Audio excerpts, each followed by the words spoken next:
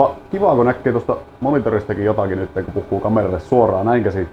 Ja printtasin tuossa tuon sen Cold Shoen siirtopalikan, niin me sain tuon mikrofonin vastaanottimen nyt semmoiseen paikkaan, että se ei ole tuossa ruudun edessä. Mutta viimeksi tosiaan mun kameramies, kuvausmies oli pikkusen tärisevällä kädellä tässä, niin se materiaali mitä tuosta tuli, niin kävin purkaan tuonne koneelle ja se on aika hirveätä. Katsotaan nyt mitä siitä pystyy sitten loppujen lopuksi käyttämään. Mutta mihinkä me viimeksi jäätiin oli tosiaan, mie aloin laittaa noita bensalinjan kiinnikkeitä kiinni ja ne paukku rikki. Tosiaan ne kaikki ne mitä mä olin printannut normaali, siis alkuperäismuotoon, niin ne paukku rikki. Ne meni joko poikki tai sitten nämä katkesi nämä klipsut, niin me jouduin pikkusen muokkaamaan tuota mallia nyt ja näistä tuli nyt tämän mallisia näistä palikoista. Toki se olisi voinut, jos nämä olisi tulostanut petkimuovilla, niin, eli tässä nyt on yksi petkillä harjoiteltu, niin ne olisi voinut kestää, koska tämä on vähän sitkeämpää tämä muovi olemassa, mitä tuo ASA. Mie muutin tätä mallia sen verran, että mie saan tänne nyt sitten pantua tuon nippusitteen, joka pitää tavallaan varmistaa sen tosta sisälle ja se tulee kulkee läpi tuonne. Mutta nämä nyt on semmoiset, että näissä on kuitenkin tuo pito-osuus jo olemassa, niin se pysyy jo se bensalinja siellä pelkästään tämänkin avulla. Mutta sinne laitetaan nyt sitten nippari vielä varmistukseksi, että jos ne lähtee irti, niin ne ei putoa kokonaan pois täältä sitten. Mutta versio 2 ja nyt voidaan jatkaa taas tätä saikkaamista näitten kanssa. Mutta tässä on nyt oikeastaan viikko taas mennyt viime kerrasta, kun mä oon täällä tämän auton kimpussa ollut. Ja nämä sunnuntait nytten tällä hetkellä semmosia päiviä, että minä pystyn täällä tallissa edes jonkun verran tekemään tuota autoa. Tässä nyt on viikolla sen verran kaikkea muuta hommaa aina, että ei oikein tuo aika riittää, että täällä tallissa vielä näitä vehkeitä laittelisi. Mutta meillä nyt laittaa tuon bensalinjan tuohon ja katsotaan nyt onnistuuko ja kuinka nuo paukkuu nuo kiinnikkeet nyt sitten rikki. Semmosta. No niin, katsotaanpa miten tämä onnistuu tällä puuella. Näistä oli tuoli petkiä ja pannaan tuo petki tuohon ja on helppo vaihtaa, jos tämä hajoaa tai kulluu täällä. Se olisi siihen. Sitten pannaan tuo, mikä on tuota asamuovia, niin luotaan se siihen. Ja sitten me suunnittelin, että me laitan, kun minä laitan nämä nyt tänne, tämä menee ilmeisesti ulomaista linjaa tämä. Sitten menee seuraava. On toi kirkas letku. Noin. Sininen. Ja sitten on tuo musta. Niin suunnittelin, että me laitan tänne nyt vielä nippusitteen varmistukseksi. Näin. Ja pannaan tosta tommonen toinen vaan tuohon päähän. Niin sanotusti pitämään tätä juttua. Niin nyt kun me lyödään tuosta poikki, niin ei sieltä enää pääse pois. Tuohonhan tulee sitten se. Itse asiassa mulla onkohan mulla tuolla se. Tässähän tämä on tämä palikka. No tämä vielä tonne. Oho. Siinä se on jossakin ollut. Pysyy paikallaan.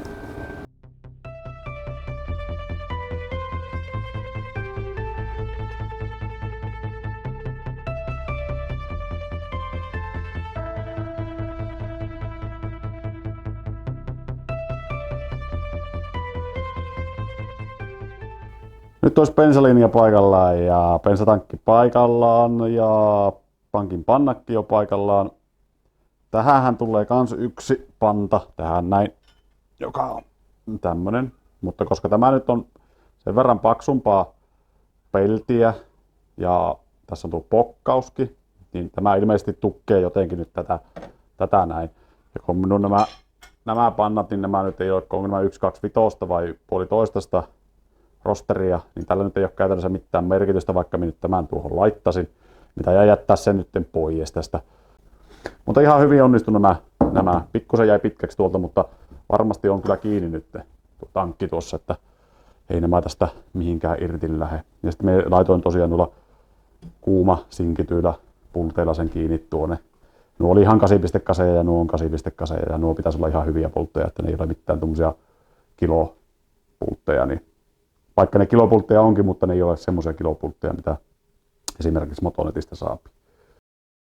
Pahoittelut äänenlaadusta. Tämä on tätä harjoittelua vielä tämän mikrofonin kanssa ja sitten se vinkuna, mikä kuuluu läpi osassa pätkistä, niin johtuu tuosta uudesta lämmittimestä. Se on mulla nyt tässä testauksessa talvea varten ja minä sillä nyt pukkailen tässä ihan testin vuoksi muutaman kerran pukannut tätä tallia lämpimäksi. Vaikka mulla tuo pumppu nyt onkin, ja pumppuhan riittää näillä keleillä ihan varsin hyvin, mutta tuo on tosiaan varalle sitä varten, kun alkaa tulla kunnon pakkaset, niin tuo halpa testivoittajapumppu, niin se ei oikein riitä siihen. Mutta me ollaan seuraavaksi vaihtaa tähän näitä öljytiivisteitä, eli Stefoja tuohon ja tuonne. Ja minä en vielä tiedä, että täytyykö minun ottaa öljyt sitä pois vai ei, mutta minä ajattelin, että jos mä ottaisin yhden tämmöisen laipan irti ja katon sitten sen jälkeen, että alkaako siitä tulee öljyä.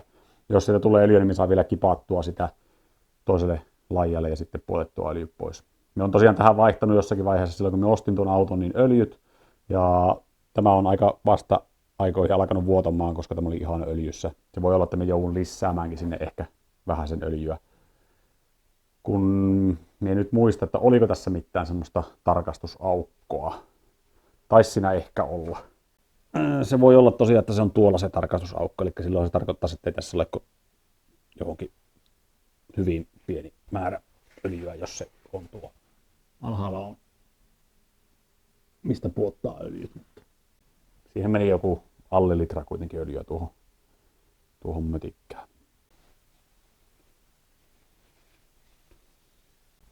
Täältä taisi ilmeisesti lähteä tämmönen suoja nyt sitten pois. Sehän on tommonen kuminen. Ei oikein niinkö oo. Valoa enää tarvitsee enää keväällä.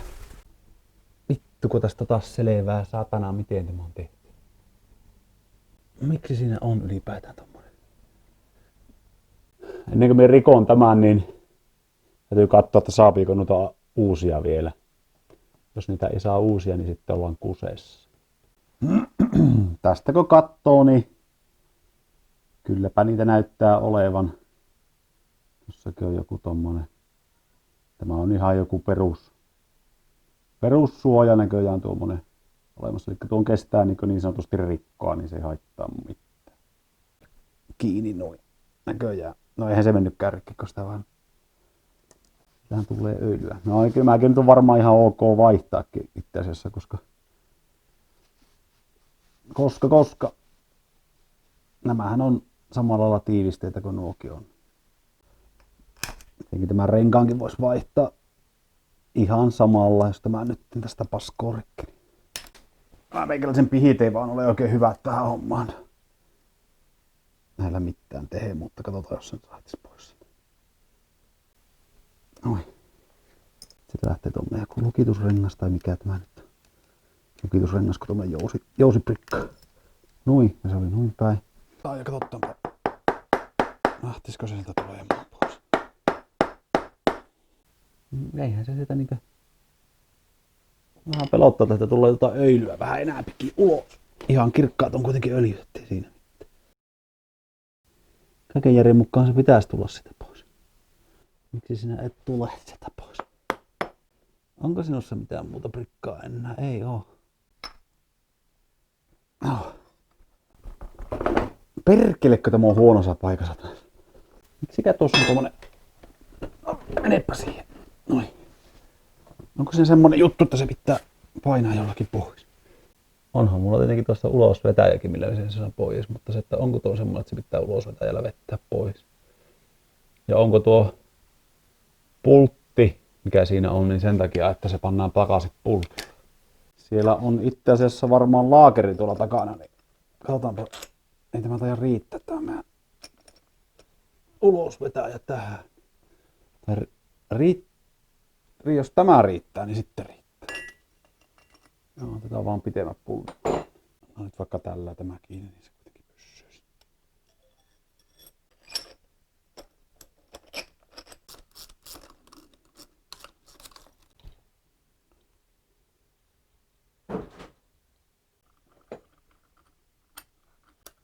No niin, sitten on totuuden hetki.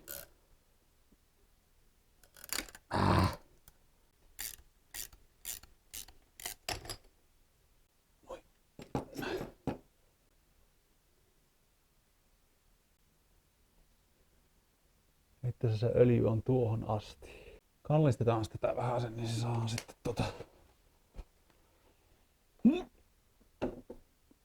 Noin. Paskat pois ja jos sinne ei menisi niin hirveästi tää könkää tuonne sisälle.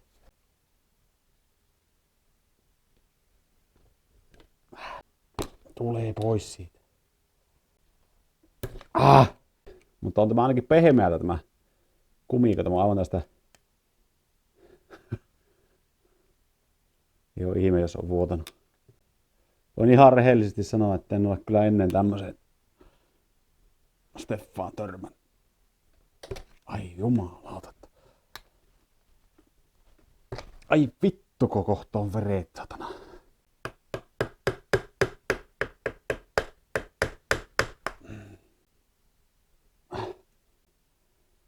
No niin.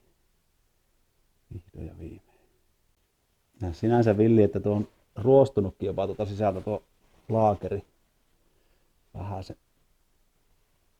Tai ruostunut, mutta siinä ruostetta on pinnassa. Yhtään tietoa, missä kunnossa tämä perä on oikeasti.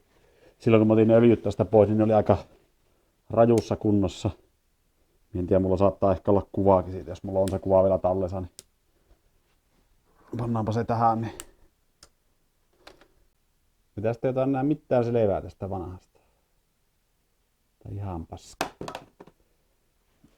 Ja se oli tämä oikea tiivistä, mutta kun sais vaan sitten menemään. Mene nyt, please.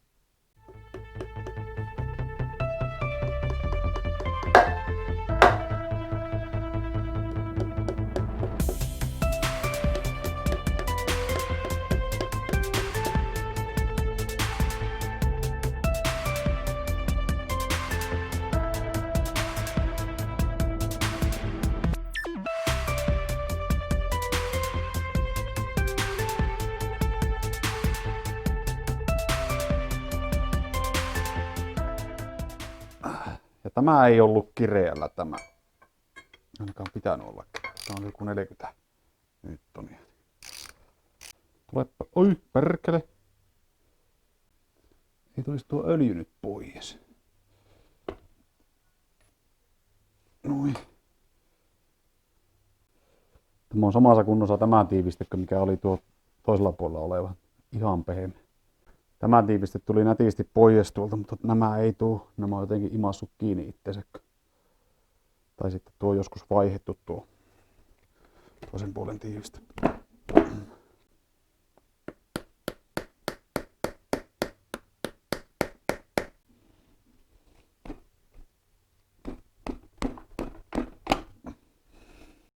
Siitäpä se Stefan nyt olisi pois ja tänne kun minä laitoin tälle puolelle tämän ensimmäisen Stefan, niin tämä voi olla, että tämä tuli liian syvälle, kun minä hakkasin sen tuonne pohjaan asti, että minä sain sen suoraan. Tuon Stefan minä laitoin sillä mittaamalla, eli tuolla Mauserilla mittasin, että se tuli samoihin kohtiin. Ja nyt kun minä tämän laitan, niin mulla on tuolla tulostumassa semmoinen palikka, millä minä saan sen siihen. Se ei ihan ole pohjassa asti olemassa, kun se on laitettu tähän. Joku millin verran suunnilleen tästä pinnasta on se Stefan pinta tuolla sisällä käsin.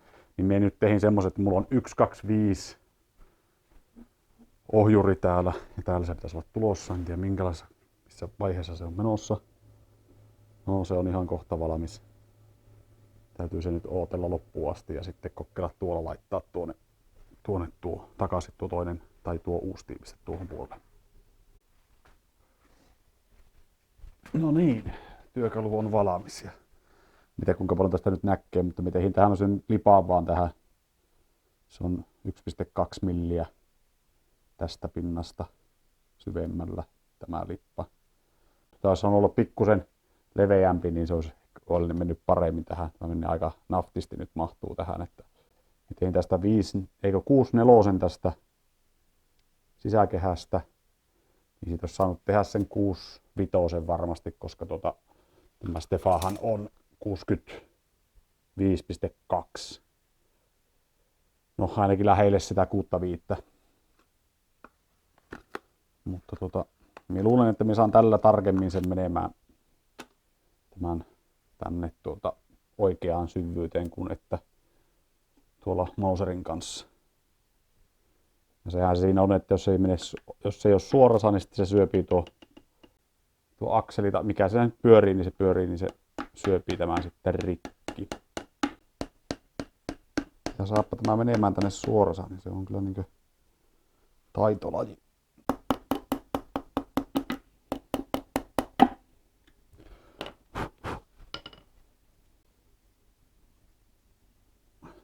Sitten visko takas paikalle ja tässäkin on joku olemassansa joku tiiviste, mutta toivottavasti minä en sitä rikkonut nyt sitten.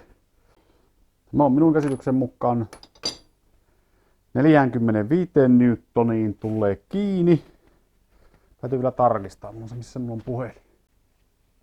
Se oli 45 newtonia tuo tarkistuksen jälkeen. Eli mulla ei nyt ole sitä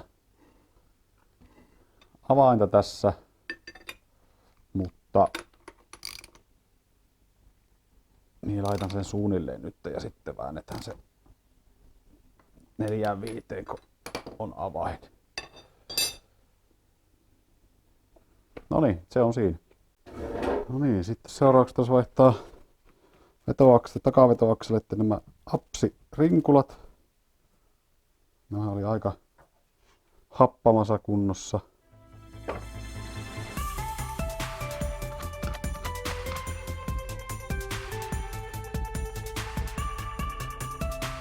Joo, se on varmaan ihan tarpeeksi puhas nyt. Siitä otetaan uusi rinkula ja laitetaan paikalleen. Laita paikalleen, kun se ei siinä. Se voi olla, että se joutuu tuosta pikkusella hitsillä laittaa itsensä kiinni. Epäilenpä niin.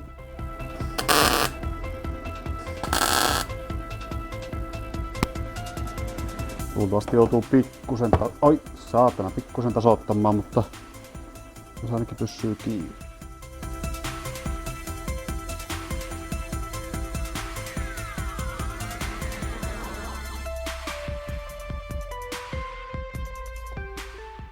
Kameran linssi on aika lailla ruostepölyn peitossa, joten sen aikaa ainakin pitellään vielä kameraa päällä. Täytyy nyt tuosta puhistaa ennen kuin panee kameran kiinni, koska se ei ole hyvä asia, jos se vetäisee tuon linssin sisälle ja siinä noin paljon pölyä on päällä.